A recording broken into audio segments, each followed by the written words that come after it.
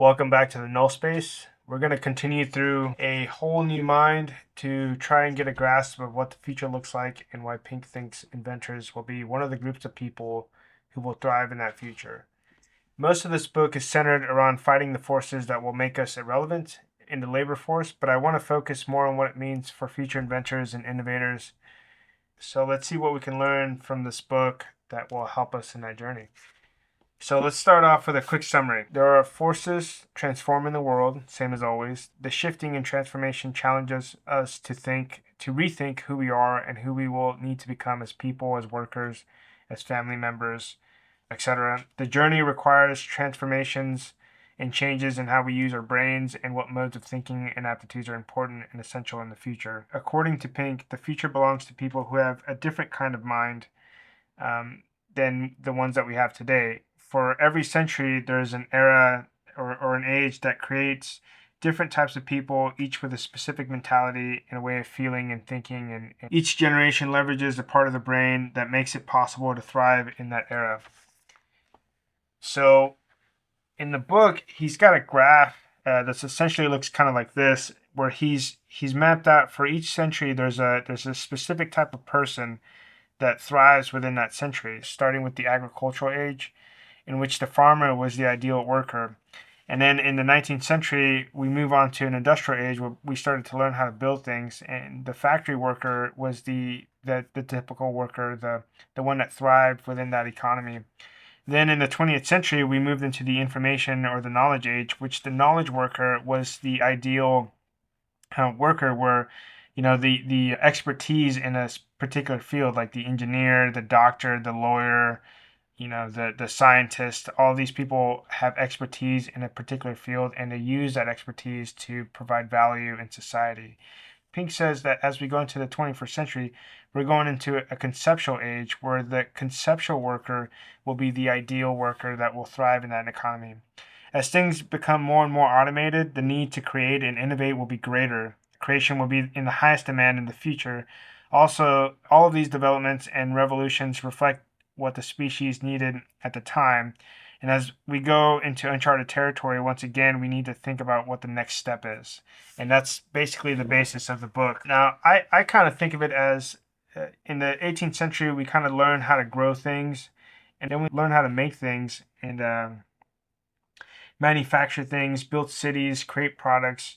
Then we move into the information age where we learn how to collect information and transmit that information everywhere. We essentially put all our knowledge into a repository we call the internet, and we use this data to help each other and provide services. Now we need to take everything that we've learned throughout the centuries and create systems and agents to help us transcend more of those creative limitations. And I think this is where the conceptual worker comes in, the big picture thinker, or the inventor, the empathizer. And through each era, we've taken everything that we learned and we've essentially use it to go into the conceptual age, in which people with a certain kind of mind will be in higher demand and will thrive the most in this age. Now, the conceptual age is going to require what he calls high concept and high touch, essentially aptitudes and skills that require greater use of our right brains rather than our left brain, logical, analytical, algorithmic, kind of sequential type thinking that were so highly in demand during the information age. He defines high concept as the ability to create artistic and emotional beauty, to detect patterns and opportunities, to craft a satisfying narrative, and to combine seemingly unrelated ideas into novel invention. Obviously, what I'm interested in is mostly the part of the about detecting patterns and opportunities and combining seemingly unrelated ideas into novel inventions. Now, high touch, as he defines it, is the ability to empathize, to understand the subtleties of human interaction, to find joy in oneself, and to kind of elicit it in others, and to stretch beyond the mundane and everyday in pursuit of purpose and meaning. Now, with everything being automated, the future is really going to belong to the people who understand how to connect with other people and how to make things that really have meaning and value, not just for the purpose of selling something. And he doesn't really like the concept of the left brain and right brain analogy. Really, what he prefers is to use the L-directed thinking and R-directed thinking because it helps you understand the idea that this is kind of a spectrum. It's not necessarily a binary thing. Like people use both types of thinking. It's just more often we kind of veer towards one or the other.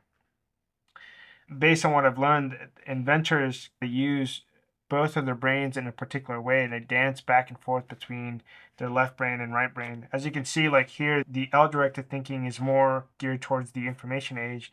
Computer programmers, accountants, engineers, scientists, even mathematicians are a little bit more L-directed in terms of how they function in their mentality. But musicians and artists and writers are obviously more R-directed thinking. They're more holistic and big picture, more artistic. But the inventor needs to be able to go back and forth.